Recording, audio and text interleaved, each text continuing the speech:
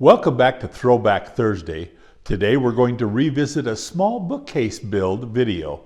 It's clean, simple, and one of my favorite beginner-friendly projects. On Woodworking with Wes today, we're going to build a little bookcase that only takes one sheet of plywood and one board of lumber. Let's show you what we're going to do.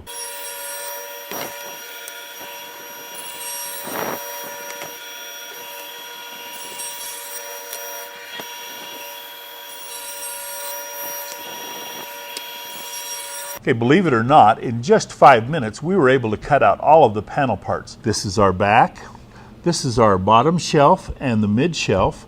Here's our sides, and these are the stretchers that go across the top that we'll be using to anchor the actual top piece when we make it. I want to show you the material that we're using. It's a very special material that we're using for the very first time. Typically when I do a veneer piece of plywood, I use what they call gold ply. Gold ply has a pine ply core and two thin layers of MDF material, and that material has a veneer on both sides, and that makes the veneer really smooth. This material here is called composite core, and it is basically the exact same material as gold ply without the veneer on both sides. So this is very smooth, and we're just going to put a nice clean sand on it, and this becomes our paint grade surface. Now, a typical piece of plywood is 3/4 of an inch thick, and because this does not have the veneer on both sides, it's 11/16 thick. And so when you cut your materials and make your measurements, you have to take into account that it's 1/16 of an inch less than a standard 3/4 inch piece. With our panel pieces all cut, but before we assemble, we are going to give it a coat of paint before we assemble because it's easier to get into the corners and do a better paint job before you assemble. Now, if you don't have a paint shop and are not going to be spraying, you can do this same process with a paintbrush or a roller and still get your panel pieces covered with a coat of paint before you assemble, and that makes a better finish when you're all done. By the way, our mid shelf will have the core edge exposed, and so we put a 1/4 inch face on it, and we're sanding that so that it'll have a nice finished face.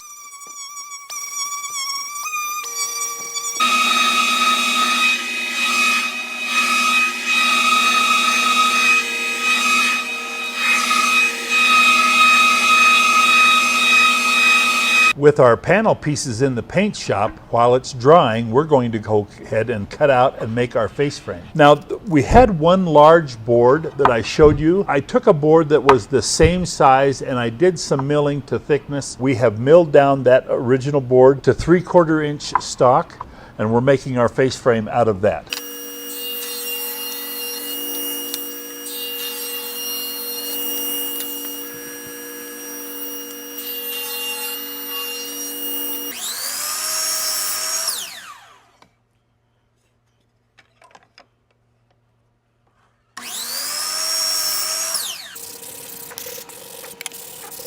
The top rail of our face frame has an arch to it. This is the top rail of our face frame. You can see we have already marked the arch, and I'm going to show you how we do that. We take a thin stick of some sort. This happens to be a ripping off of our plywood. You take it and you bend it. We made a mark in the center. We made a mark on both ends so that we knew where our ends were and where our center was. Turn this up like this, and then you bend your stick like this and then draw a line. Takes 2 people. I had my videographer help me. But anyway, that's how we created this line, and now we're going to take our jigsaw and cut to the line. With our face frame all cut out and checked for size, it's time to drill for pocket holes. We'll just use our Craig jig, clamp it to the bench, and it's just that simple. We'll go ahead and complete all the pocket holes and get ready to put it together. With our pocket holes all drilled, time to assemble. A little glue and clamp it to the bench, making sure that our measurement is correct there. Same on the other side.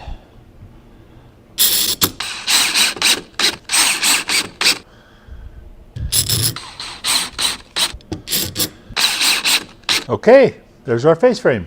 With our sides and bottom painted, it's now time to assemble. And so what we're going to do, and I put a piece here as a spacer. Our back is going to go behind the bottom shelf, and I'll show you that in just a minute. And so we're going to use it as a spacer as we nail together. Now I marked a line on here. This is the space underneath the shelf. So the shelf sits on top of this line here, about here, because there's an 1.25 inch face to our face frame. So we put it like that, and we're just going to be nailing this together. That is the one nice thing about composite core material that we're using.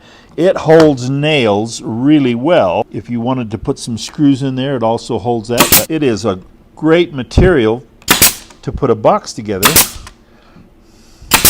because it holds your nails so well. Okay, so that one's in. And we'll do the same thing to the other side. We'll move this over here so it continues to use as a spacer. And again, putting our line at the bottom of our shelf, just like that.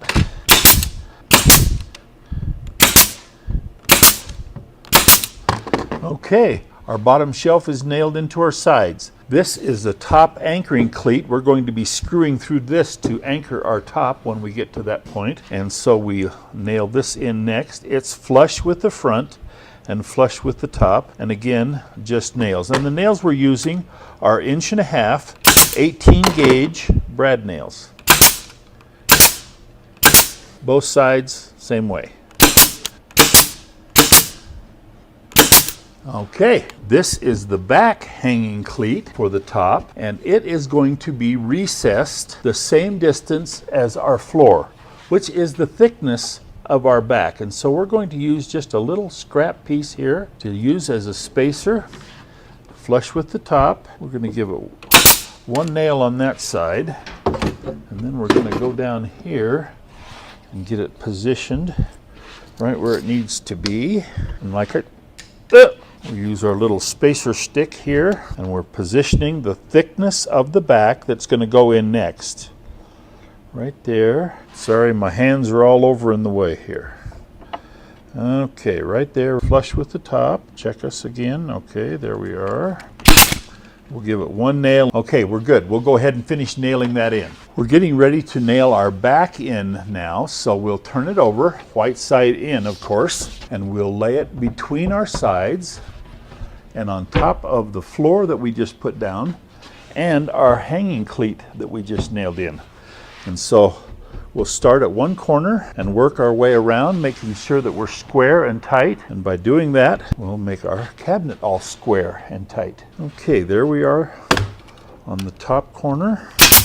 We'll give it a couple of nails there. I'm going to go across the top of our hanging cleat and nail our hanging cleat in all the way across.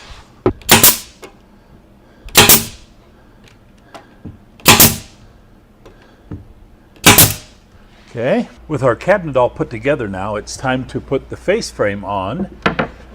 And it goes on just like this, and because it's paint grade, we just face nail. So I'll turn it around to me, put some glue on, and away we go. And glasses so I can see. There we are. You don't need a lot of glue on putting a face frame. You just need enough that after the nails are in, the glue just makes sure that it's held. But you don't want a lot of squeeze out to make a mess. We bring our face frame flush with the bottom and centered on the sides. Feels like everything fits right where it's supposed to be. Okay, we'll finish nailing that on. After installing our face frame, we puttied the nail holes that we'll actually show. We have a corner that's going to hide the ones down the side, and we're going to show you that corner in a minute. But we'll sand out the whole cabinet and then come back with the corners. We've now sanded everything to 120, and we'll do the final sand to 150. Before we do, we're going to put a 1/4 inch round over on the inside of our face frame.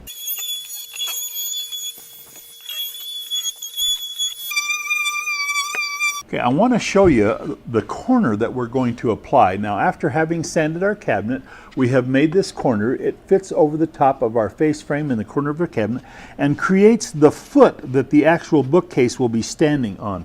I'm going to show you how I made this little corner and how it applies. I started off making this corner piece by milling my wood.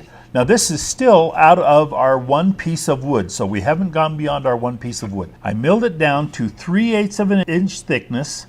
This is 1 3/4, and this piece is 1 3/8 to create a 1 3/4 by 1 3/4 corner when we nail it together. So the first thing we'll do is glue and nail this corner together like that. We're going to be using our 23 gauge brad headless pin gun to nail this together. We're just putting a small bead of glue down there. We want plenty of glue because that holds it together, but we don't want so much to make a mess. And so there we are with our glue.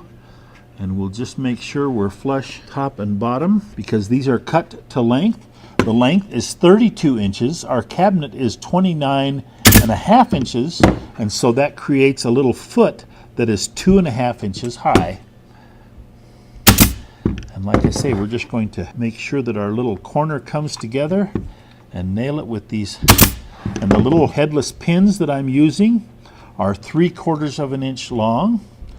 Well, actually, they're 7/8 of an inch long. Excuse me, I used 7/8 one. Plenty of nail to use this, to nail this together. And we're just going to use plenty of pins up and down because this is paint grade. It's not going to show.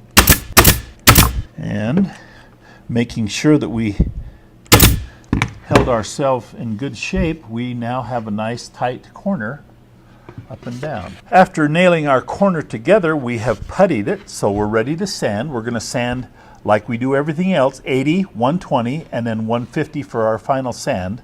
So this is 80 grit. Let's get started.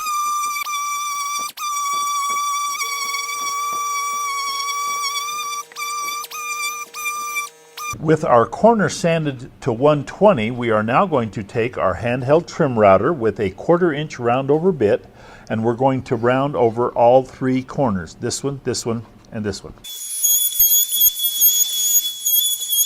We'll now take 150 grit sandpaper and we'll sand the routes that we just put on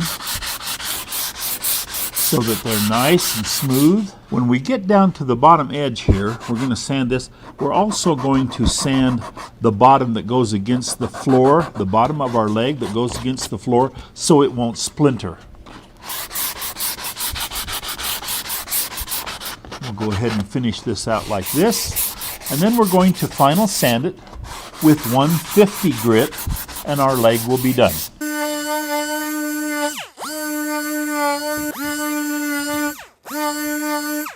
Okay, all done, and we'll complete the rest of them the same way. To install our corner piece, all we're going to do is put some glue on the inside like this, and we're going to use an 18 gauge 1 inch brad. We're going to make sure that it's flush with the top, and then we're going to kind of alternate our nails down like this,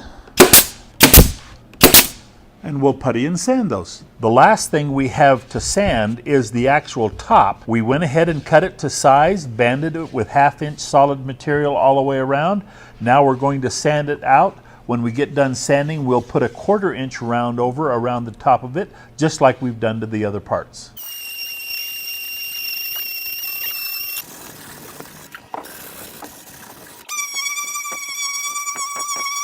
Okay, our sanding is all complete. We're ready for paint shop.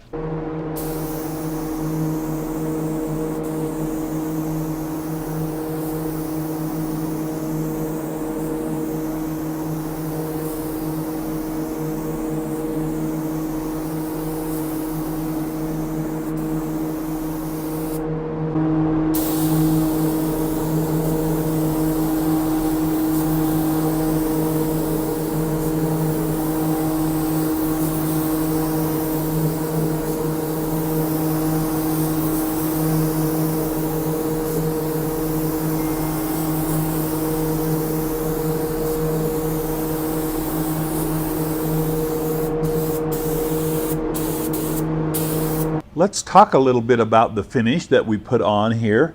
We used a primer sealer for our color coat.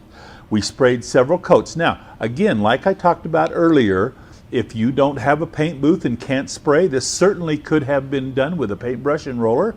And so painting is not a real big issue for something like this. You can use whatever is available to you.